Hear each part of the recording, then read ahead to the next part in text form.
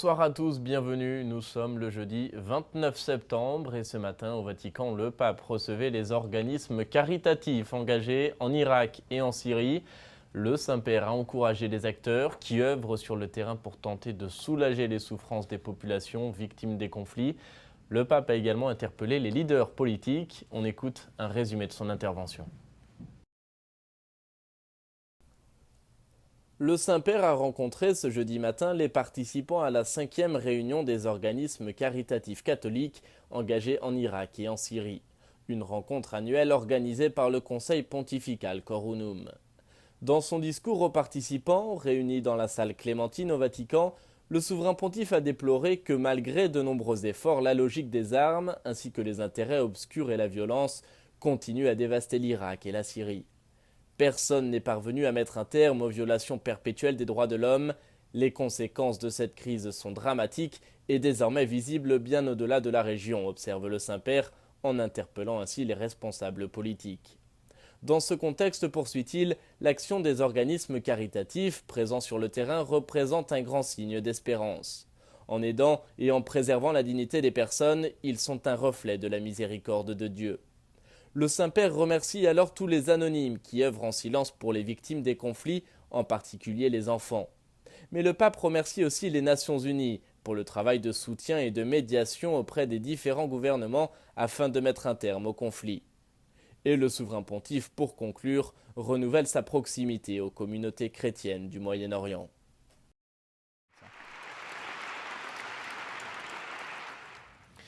Au Canada, maintenant, l'Assemblée plénière des évêques touche quasiment à sa fin. Les travaux ont été riches, les sujets ont été variés. Hier, la journée a été marquée par une célébration spéciale en l'église Sainte-Croix de Cornwall. Les évêques ont d'abord franchi la porte de la miséricorde, puis ils ont participé avec les fidèles aux vêpres et à l'adoration eucharistique. René Laprise est responsable de la communication pour la CECC. Il revient pour nous sur la signification de cette célébration et il nous partage ensuite ses impressions sur cette assemblée plénière. Donc, la signification de ce soir, je pense, elle était d'une grande importance. D'abord, être reçu dans cette belle communauté francophone du diocèse d'Alexandria-Cornwall, je pense que c'était très significatif.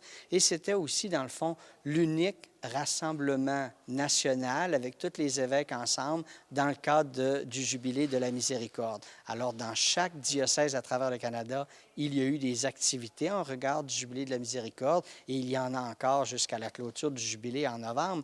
Mais ça a été vraiment ce soir un rassemblement où l'évêque du lieu, qui est en l'occurrence le Monseigneur Prendergast, qui est l'administrateur apostolique ici, de recevoir ses confrères évêques pour célébrer une célébration dans le cadre du Jubilé de la Miséricorde. C'était, je pense, important de donner, et d'autant plus que la célébration était télévisée, donc de donner à l'échelle nationale ce temps de prière que les évêques voulaient se donner en regard de la miséricorde.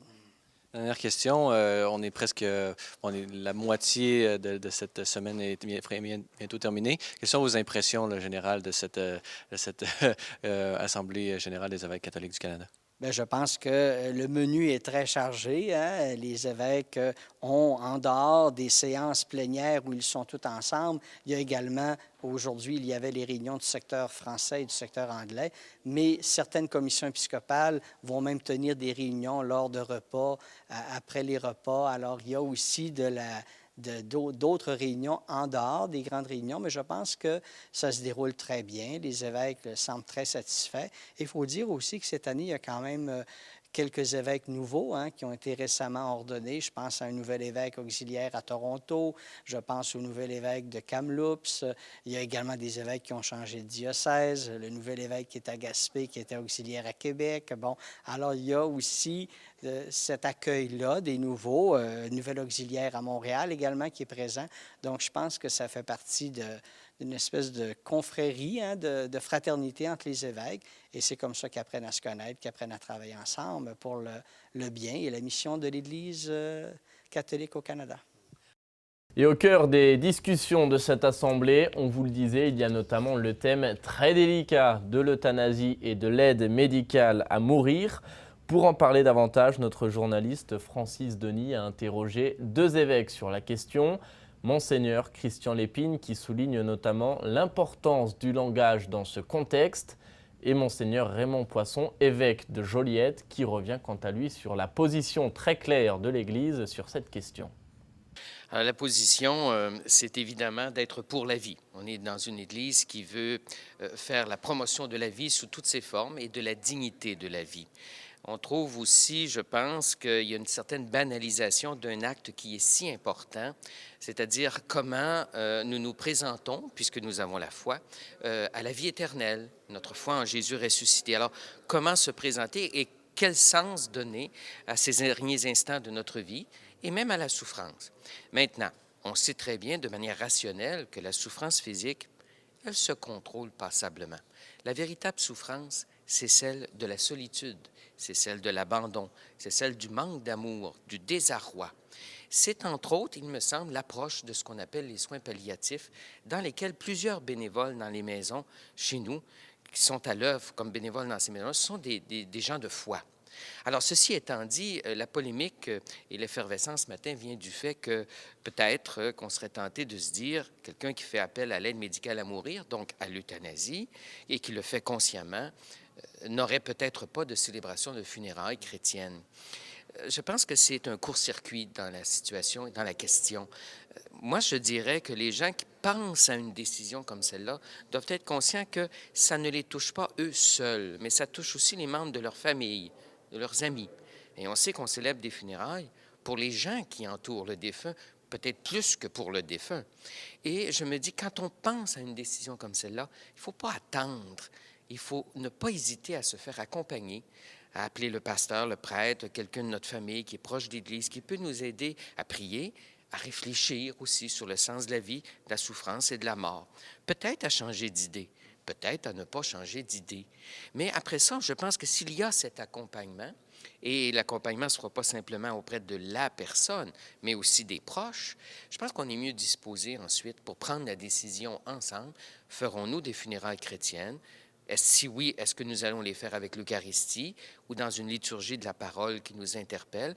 On sait que de nos jours, les rites funéraires sont fort différents, mais tout cela va dans du cas par cas et il ne faut pas attendre de la conférence épiscopale ou de l'Église une directive, comme dit l'article, unilatérale. Dans la vie humaine, rien n'est blanc, rien n'est noir, tout est gris. Il y a eu un élément de rencontre, de réflexion sur l'euthanasie, mais c'était plus dans le sens où souvent dans l'euthanasie, il y a la question du langage. C'est quels sont les éléments? Il y a différentes pièces dans la question de l'euthanasie, donc différentes parties, si on veut. Une des parties, c'est la question du langage, par exemple. Souvent, les gens peuvent dire, moi, je suis pour l'euthanasie, je demande l'euthanasie, mais dans le fond, c'est pas ça qu'ils demandent. Ce qu'ils demandent, c'est une cessation de traitement. Alors, une cessation de traitement disproportionnée qu'on appelle parfois communément acharnement thérapeutique, ça, c'est pas de l'euthanasie, c'est une cessation de traitement, dans le sens que la mort fait partie de la vie, si on veut. Et donc, une cessation de traitement, lorsque les traitements deviennent proportionnés, lorsqu'on passe de traitement de guérison à traitement de confort, donc soins de guérison, soins de confort. Et des fois, les gens pensent que dès qu'il s'agit de cessation de traitement ou de refuser ou de l'acharnement thérapeutique, ils pensent que c'est de l'euthanasie. L'euthanasie, c'est de causer directement la mort, volontairement la mort, par une injection voulue. Donc, c'est pas la même chose. Permettre la mort, si on veut, qui fait son œuvre à travers la maladie, c'est pas la même chose que de causer la mort. Et dans ce sens-là, il y a des besoins de précision de langage pour pouvoir réfléchir à la fois sur ce que les personnes vivent, mais aussi quelle est leur demande. Alors ça, c'est un des aspects importants qui a été abordé.